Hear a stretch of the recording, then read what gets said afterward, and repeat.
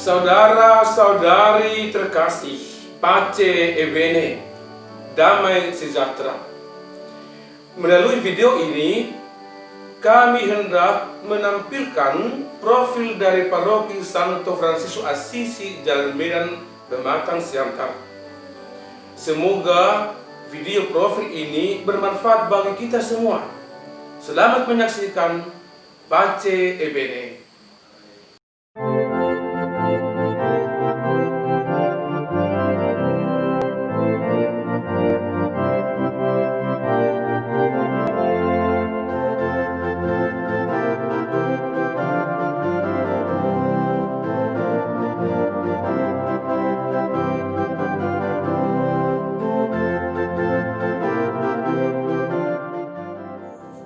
Paroki Santo Fransiskus Assisi Jalan Medan berada di Pematang Siantar.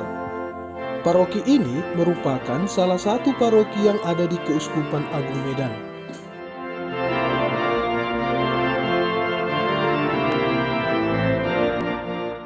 Letak paroki ini berada 5,6 km dari kantor pos yang ada di pusat kota dan sekitar 1,5 km dari gerbang masuk menuju Siantar dari Medan.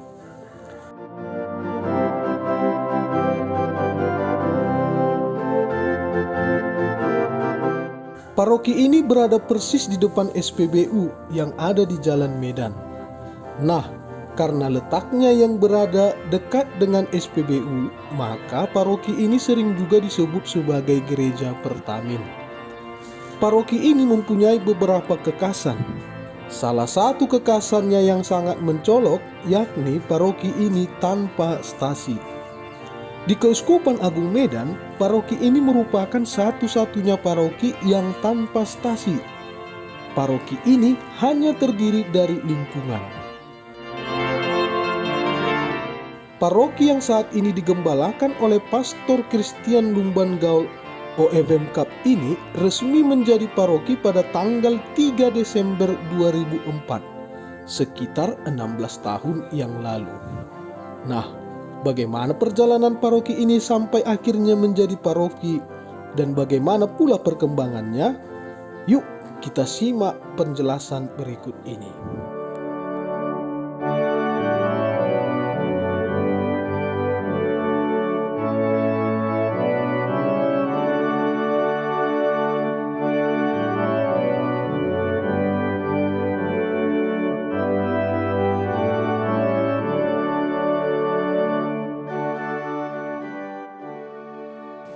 Gereja Katolik Paroki Santo Fransiskus Assisi Jalan Medan diresmikan pada tanggal 3 Desember 2004. Sebenarnya ini adalah peresmian sebagai paroki untuk kedua kalinya.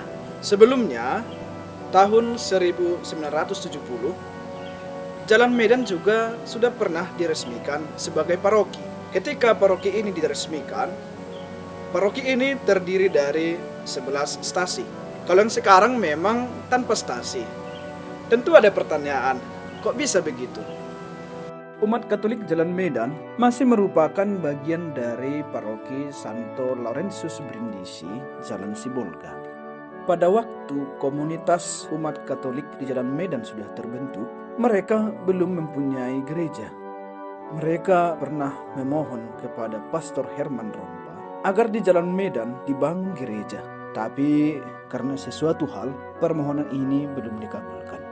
Nah, karena itu ibadat masih dilaksanakan di rumah umat. Selama tahun 1965, peribadatan dilaksanakan di rumah Bapak Thomas Gultom, orang tua dari Bapak Horace Gultom yang juga berdomisili di paroki ini saat ini. Lalu pada tahun 1966, peribadatan dilaksanakan di rumah Bapak B. Sinabariba. Supaya umat Katolik yang ada di Jalan Medan tahu di mana tempat ibadat dilaksanakan, maka di depan rumah Bapak B. Sinabariba dibuat tulisan Gereja Katolik Rami.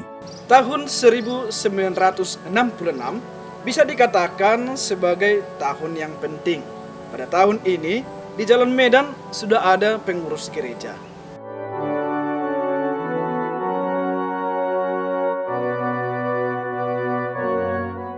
Nah, selain itu, tahun ini juga untuk pertama kali di Jalan Medan ada perayaan Ekaristi dan perayaan Natal. Lebih lanjut, peristiwa yang tak kalah pentingnya lagi adalah dimulainya rencana pembangunan Biara Kapusin di Jalan Medan. Hal ini berpengaruh besar pada perkembangan awal gereja. Gedung Biara selesai dibangun pada tahun 1967. Namun, gedung gereja baru selesai dibangun pada tahun 1968 dan kemudian diberkati pada tahun 1970. Pada tahun 1970 pula, Uskup Keuskupan Agung Medan menyatakan Jalan Medan sebagai paroki dengan 11 stasi. Nah, jadi inilah sebenarnya peresmian paroki yang pertama. Pastor paroki yang pertama adalah Pastor Schneider. Pada waktu itu, paroki ini dikenal dengan nama Paroki Pastor Bonus. Disebut Paroki Pastor Bonus karena diharapkan bahwa paroki ini akan menjadi paroki yang menghasilkan banyak pastor. Setelah menjadi paroki kurang lebih 18 tahun 1998, Ordo Kapusin mengusulkan kepada keuskupan untuk mengubah status paroki Pastor Bonus menjadi paroki tersendiri. Hal ini terjadi karena umat dirasa kurang mandiri karena karya pelayanan kebanyakan malah dikerjakan oleh para frater. Selain itu, juga ada permintaan pengadaan ruangan dewan paroki, sesuatu yang tidak mungkin lagi dibuat di lokasi gereja. Pemindahan kantor ke Termin menjadi solusi yang tepat pada waktu itu. Nah, uskup menyetujui usulan ini. Kantor paroki dipindahkan ke Termin, namun pastor paroki tetap tinggal di Biara Jalan Medan. Gereja Jalan Medan yang dulunya menjadi paroki menjadi salah satu stasi dari paroki Santo Petrus dan Paulus Termin. Umat Katolik Jalan Medan rupanya tetap berharap agar Jalan Medan menjadi paroki tersendiri. Keinginan ini kembali disampaikan kepada pimpinan keuskupan. Tahun 1999, uskup menyetujui maksud ini dan memberi peluang untuk merealisasikannya pada tanggal 1 Januari tahun 2000. Namun hal ini belum bisa diwujudkan karena masih banyak hal yang harus dipersiapkan. Baru pada tahun 2004, pada masa penggembalaan Pastor Thomas Sinabariba, usulan untuk menjadi paroki kembali disampaikan. Dan sejak tanggal 3 Desember 2004, Gereja Katolik Jalan Medan resmi menjadi paroki dengan pelindung Santo Fransiskus Assisi. Namun secara operasional, pelayanan sebagai paroki tersendiri baru mulai pada tanggal 1 Februari 2005. Inilah peresmian sebagai paroki untuk kedua kalinya. Setelah lebih kurang 7 tahun menjadi stasi, akhirnya statusnya kembali menjadi paroki, namun tanpa stasi. Pastor paroki pada waktu itu adalah Pastor Bonifacius Simandulang. Acara peresmian sebagai paroki baru dilaksanakan pada tanggal 3 Juli 2005.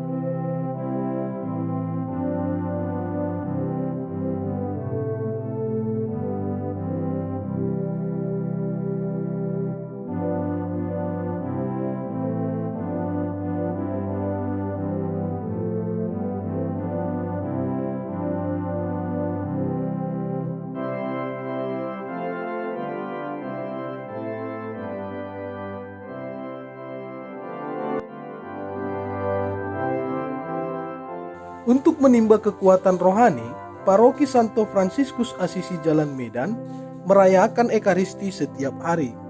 Namun, misa harian pada umumnya masih hanya diikuti oleh para frater yang tinggal di biara, kecuali misa pada hari Kamis juga diikuti oleh umat.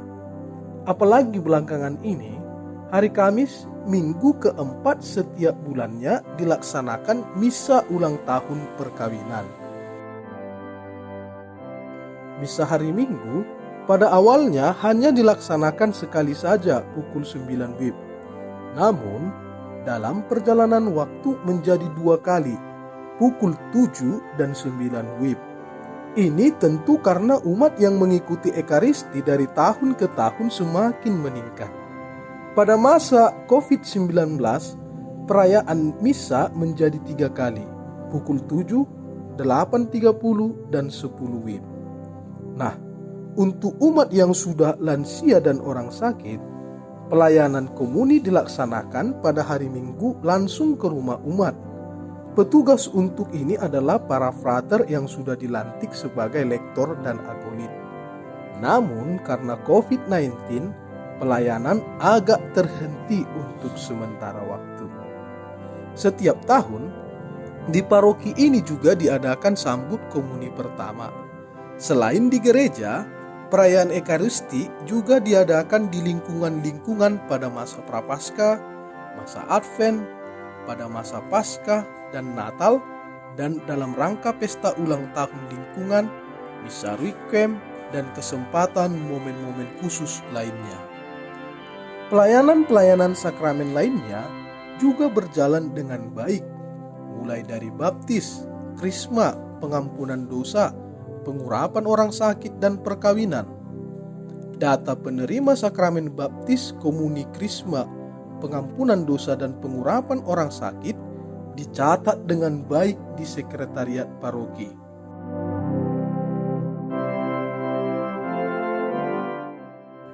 Pengakuan dosa terjadi secara rutin di paroki ini, khususnya pada masa-masa Advent, masa Prapaskah sebelum penerimaan sakramen komuni, baptis, krisma, dan perkawinan.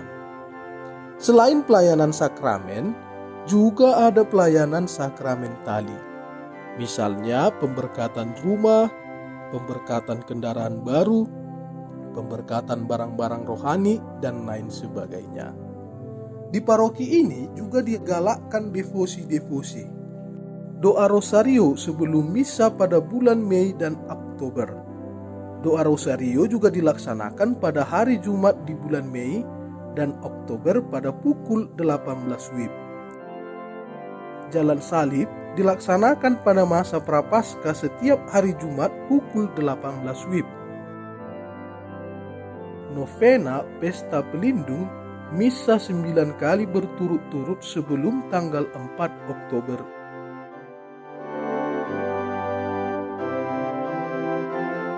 Di paroki ini juga senantiasa dilaksanakan kursus dan pembinaan. Pembinaan itu antara lain ditujukan untuk: pertama, orang-orang yang akan menerima sakramen baptis, yang akan menerima komuni pertama, yang akan diterima resmi sebagai Katolik, yang akan menerima krisma, dan yang akan menikah lewat KPP. Dalam rangka menciptakan liturgi yang semakin baik, juga dilaksanakan pembinaan bagi para petugas liturgi, baik itu lektor, dirijen maupun misdinar.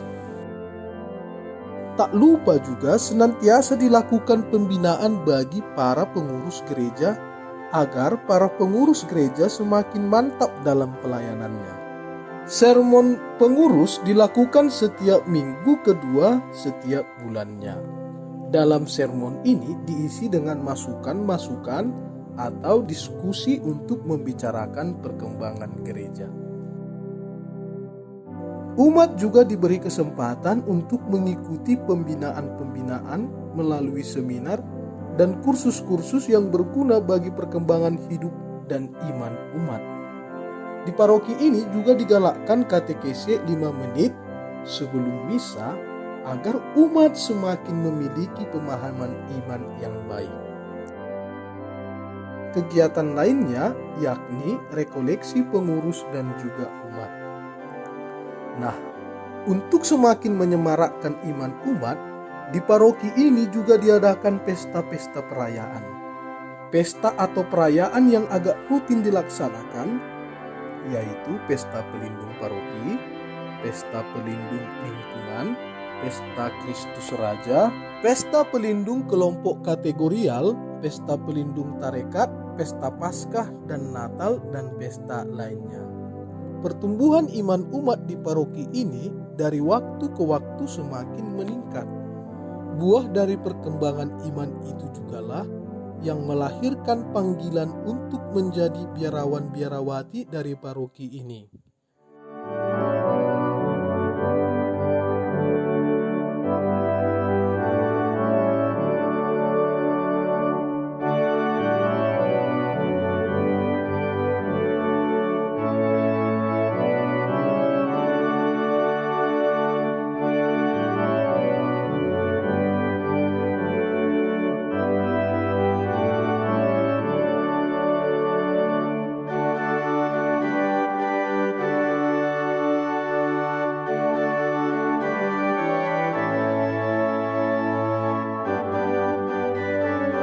Hal lainnya yang mempengaruhi perkembangan iman di paroki ini adalah keberadaan beberapa biara. Pertama-tama, tentulah kehadiran biara Kapusin Santo Fransiskus Assisi. Selain itu juga kehadiran komunitas FCJM San Damiano tahun 1967 yang secara khusus juga menangani SD CR7 yang mulai menerima murid pada tahun 1974 dan masuk di lingkungan Santo Fransiskus Assisi. Selanjutnya, kehadiran komunitas KSSY Santo Dionysius yang menangani PPU-KAM yang dibuka mulai tanggal 17 Maret tahun 1982 dan masuk ke dalam lingkungan Santa Teresia. Selanjutnya, keberadaan komunitas Suster SCMM Santa Maria pada tahun 1988 yang masuk ke lingkungan Santo Thomas. Dan terakhir, kehadiran komunitas KYM Mike de Bref pada tahun 1989 yang masuk ke lingkungan Santo Petrus dan Santo Vincentius.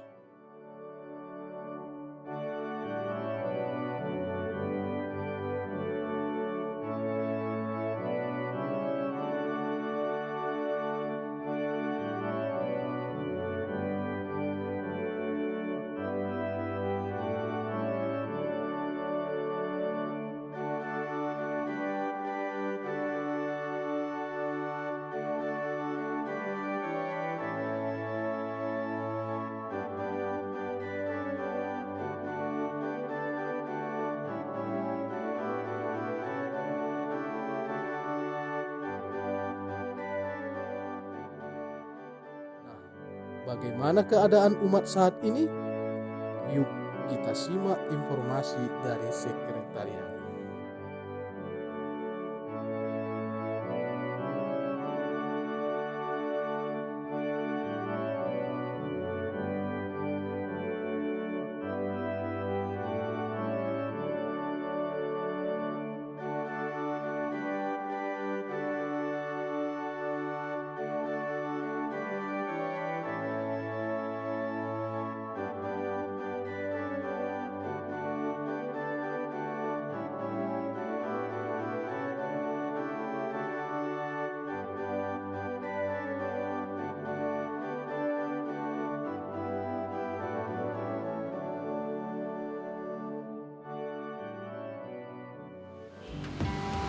Berdasar pada data BIN terbaru, saat ini jumlah umat di paroki Santo Fransiskus Assisi ada sebanyak 375 kepala keluarga dan terdiri dari 1.704 jiwa.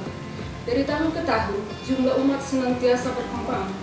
Ketika paroki ini resmi, yakni pada tahun 2005, jumlah umat hanya sebanyak 252 kepala keluarga dan 1.177 jiwa. Perkembangannya tampak terlihat jelas. ketika kita dapat melihat statistik dari tahun ke tahun yang ada di paroki ini. Umat yang jumlahnya sebanyak 1.704 jiwa ini tersebar dalam 17 lingkungan. Awalnya paroki ini hanya terdiri dari 13 lingkungan pada tahun 2005, ketika paroki itu resmi menjadi sebuah paroki. Sejak tahun 2005 hingga tahun 2020, ada pemekaran lingkungan baru, yakni sebanyak 4 lingkungan. Beberapa lingkungan tersebut yaitu lingkungan Santo Yoakim, Santo Vincentius, Santo Padre Pio, dan Santo Antonius.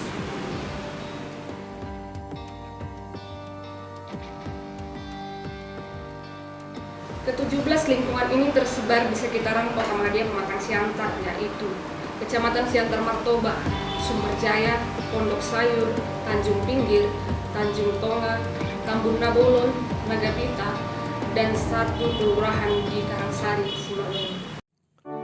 Nah, paroki yang dihuni oleh umat yang beraneka ragam suku ini dan beraneka ragam profesi atau pekerjaan ini senantiasa berusaha untuk menjadi paroki yang mandiri, dan cita-cita itu pelan-pelan mulai terwujud.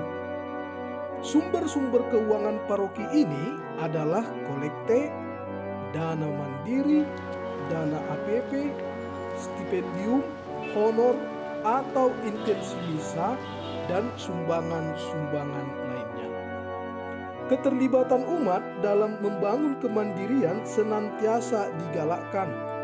Salah satu pembangunan yang sedang dilanjutkan oleh paroki saat ini adalah pembangunan areal saring-saring atau pekuburan.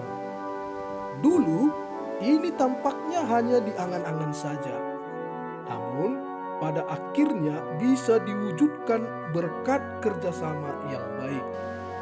Kerjasama umat dan biara Kapusin serta pihak-pihak lainnya memberi harapan bahwa paroki ini akan semakin maju sambil tetap dalam semangat kesederhanaan yang diwariskan Santo Fransiskus Assisi.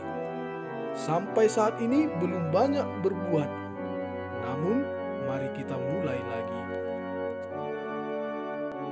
Saudara-saudari terkasih, demikianlah profil singkat Paroki Santo Fransiskus Assisi Jalan Medan Pematang Siantar. Mudah-mudahan video profil ini memberikan gambaran yang baik bagi kita semua tentang Paroki Santo Fransiskus Assisi Jalan Medan Pematang Siantar. Sekali lagi, semoga video ini berguna bagi kita semua. Pace e bene, salam kasih, sehat-sehat, oras-oras, menjua-jua, Yahuhu.